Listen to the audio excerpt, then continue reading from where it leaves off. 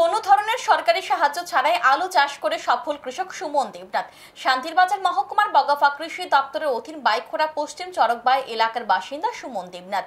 পেশায় তিনি একজন কৃষক। এই বছর সরকারি সাহায্য ছাড়াই আলু চাষ করে তাক লাগিয়ে দিয়েছেন।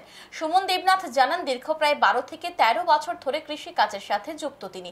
বিভিন্ন সময়ে তিনি বিভিন্ন ধরনের কৃষিজ ফসল উৎপাদন করেন। এই বছর তিনি 3.5 কানি জায়গায় পাঞ্জাবের জ্যোতি আলু চাষ করেছেন। এবার আলুর ফলন বেশ ভালো হয়েছে। তিনি জানান, প্রতি কানিতে 120 থেকে 125 বস্তা আলুর ফলন হয়েছে। অন্যান্য বছরের তুলনায় এই বছর আলুর ফলন অনেকটা বৃদ্ধি পেয়েছে বলে জানান সুমন দেবনাথ। কৃষক সুমন দেবনাথ জানান, এই বছর আলু চাষ করার ক্ষেত্রে তিনি কৃষি দপ্তর থেকে কোনো ধরনের সাহায্য পাননি। তবে তিনি আশাবাদী আগামীতে তিনি কৃষি দপ্তর থেকে সাহায্য পাবেন। তিনি আরও জানান, উনার পার্শ্ববর্তী জমিগুলিতে কৃষকরা সরকারি সহযোগিতা পেয়ে বিভিন্ন প্রকারের আলু চাষ করে যে পরিমাণ সফলতা অর্জন করেছে তার থেকে উনার আলুর উৎপাদন অনেকটা বেশি হয়েছে।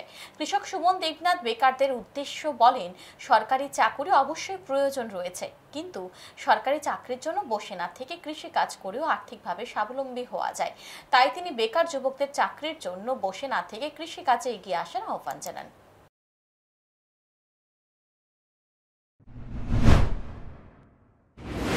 অন্যান্য বছরের তুলনায় এবার উৎপাদন কেমন হয়?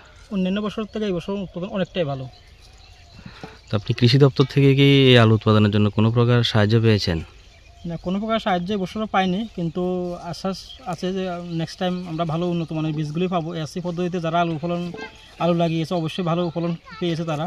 আমি আশা করি আমিও হয়তো সামনের বছর পাবো।